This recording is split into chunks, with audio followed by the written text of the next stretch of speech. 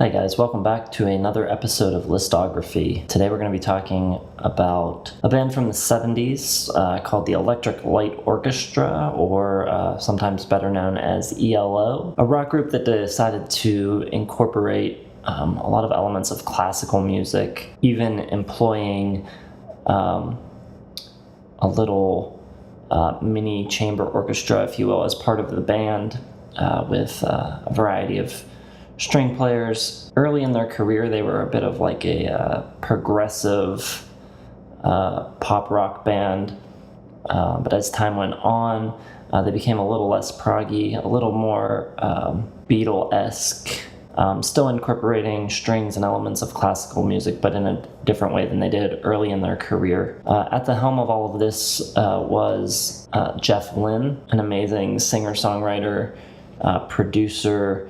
Also would go on to be known for producing records for George Harrison, Tom Petty, and a band that he was in called the Traveling Wilburys, and of course doing a couple singles with the Beatles even when they put out the anthology series. So today we're not going to include the records from ELO Part 2, which during a period of time when ELO was not really working together as a band, some of the key members of the group, without Jeff Lynne, went on and made a few records with different singers.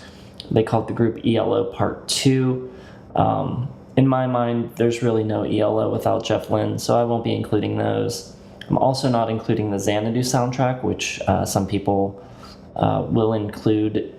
But to me, it's really more of an EP. There's some good ELO songs on there, but I don't really think it warrants inclusion with their studio records. So that leaves us with 13 records in all to count down, and we'll get started at the bottom. My least favorite ELO record, and that would be Balance of Power. I think this album is generally considered to be their worst, and even though I'm kind of going along with the popular opinion on this pick, it's not really that clear-cut. There are a lot of things that I like about this record and a few really good standout tracks. Heaven Only Knows is a really good album opener. So Serious and Without Someone are great. Send It is kind of a fun tune, and Getting to the Point is pretty good as well. At the end of the day, though, a handful of catchy tunes isn't really enough to overcome the production issues with this record and a few of the clunker tracks like Secret Lives and It's Alright. Moving up from there, at number 12, I have their debut record, which is called ELO, or sometimes referred to as No Answer. So ELO started off as a spin-off project from a band called The Move, and as I mentioned in the intro to the video, the idea for the group was to have a band that combined classical music with rock. And although Jeff Lynne would take control over later albums, at this point it was still very much a joint effort with himself and Roy Wood splitting songwriting and vocal duties. And though the album is full of new and interesting ideas, the execution is just a little off. Jeff Lynne's more melodic tendencies are often undermined by overly ornate arrangements, and Wood's more classically influenced pieces fail to leave much of a lasting impression. And as the record bounces between one and the other, it makes the whole thing feel just a little bit unfocused. At number 11, I have the album Secret Messages. Like Balance of Power, Secret Messages is a little bit hit and miss. This was originally intended to be a double album, but was whittled down to a single disc before its release, and it still feels a little bit bloated. However, the highs on this album soar higher than they do on Balance of Power, and the lows don't sink quite as low. Bluebird is fantastic. I also really like the title track and Letter from Spain. At number 10, I have ELO 2. Roy Wood departed the group after the first album, so ELO 2 is the first album with Jeff Lynne solely at the helm. This album goes a long way towards the shaping of the future sound of the band, but it doesn't quite take it all the way there. Lynne's singing and songwriting still leave a lot to be desired, but the arrangements, especially the way the strings and other orchestral elements are being incorporated seamlessly into rock songs works much better here than it did on the debut. Mama and Kiyama are the highlights of this record for me, the two best songs. At number 9, I have the most recent ELO album, or as it's billed on the record's cover, Jeff Lynne's ELO, Alone in the Universe. This is a really good album. There's some great songs and good production. However, it's a little bit ELO by the numbers, and as good as it can be at times, it just can't compete with the band's classic material. When I Was a Boy and Dirty to the Bone are my favorite tracks. And moving up one spot from there, at number 8, I have the record Zoom. This is the other ELO release of the 21st century, coming out in 2001. Again, it's a really good album and probably better than anyone could have hoped for after a 15-year gap in releases, but it's a little by the numbers. This record has a few more standout tracks than Alone in the Universe, so it beats it by a hair, but again, it just can't compete with what I consider to be the classic period. And from here on out on the list, those classic albums are what we are going to be left with. Moment in Paradise, Just for Love, Stranger on a Quiet Street, A Long Time Gone, and Meeting in the Sun are really strong songs though. So at number 7, I have the album Discovery. From their third album in 1973 through their 9th album in 1981, ELO had one of the strongest 7 album stretches in the history of rock and pop music. Discovery is the 6th album in that stretch and the band's 8th album overall. This album is known mostly for its embrace of disco music, utilizing dance beats on a number of tracks. The joke is that the album is actually titled Disco Very. While some may have an aversion to disco, I think they actually incorporate it into their sound pretty well. They do it sparingly. Not every track is a disco track, and the ones that are still maintain ELO's signature sound. Not only that, but there are some really great songs.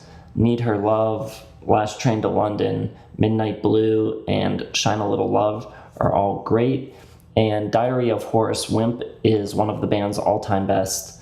However, On the Run might be the first really bad track in the band's whole discography. It sounds like an 80s TV theme, and the presence of just that one bad track is enough to land this album at number 7, because there aren't really that many weaknesses with the 6 albums that I have ahead of it. At number 6, I have the album Face the Music. This is the band basically at the peak of its powers, containing some of their biggest and most well-known songs, like Evil Woman and Strange Magic. Still, I can't help but feel like there's just the slightest dip in quality between Eldorado and A New World Record. It seems a little stripped back and maybe more targeted towards a mainstream rock audience, even if just in very subtle ways. With songs like Fire on High, Night Rider, and Poker. The more straight-ahead grooves on this record are probably why so many people rate it so highly, but to me it feels a bit more serious, not quite as fun or engaging, as great as it is. So that's why it lands at number 6 and not higher. Waterfall is probably my favorite song on the album, followed closely by One Summer Dream. At number 5, I have Out of the Blue. Out of the Blue is the big, sprawling double album from 1977. This record has some of the best songs the band ever recorded, but it could have probably been trimmed down to a single LP. The album opens with an amazing trifecta of Turn to Stone, It's Over, and Sweet Talkin' Woman. Side 3's Concerto for a Rainy Day really stands out as well. It's a 4-song suite. The last 3 songs are incredible tracks, culminating with Mr. Blue Sky, which might be their best known and most beloved song. A few other tracks like Starlight and Sweet as the Night are also great, and while none of the other songs are bad, they kind of just blend into one another with similar sounding production and arrangements. So while there's enough great material to consider it among their best work, it's just not as engaging of a listening experience from start to finish as the albums in my top 4 are. At number 4, I have the album Time. This was ELO's last really great album, although some may debate its greatness. I really like this album. They return from the disco excursion of Discovery and pick up pretty much where Out of the Blue left off.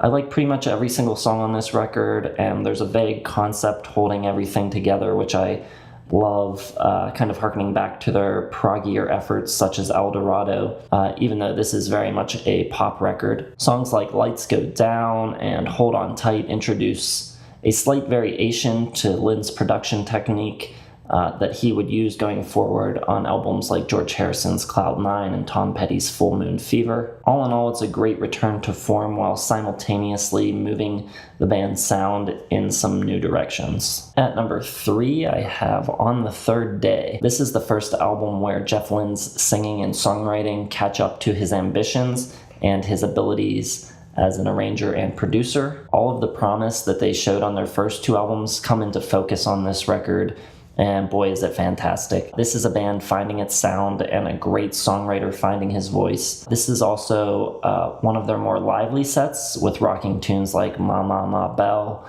Dreaming of 4000, and Showdown. The 2 best songs for me, though, are Bluebird is Dead and Oh No Not Susan. At number 2, I have Eldorado. This record takes everything that was great about On the Third Day and just does it even bigger and better.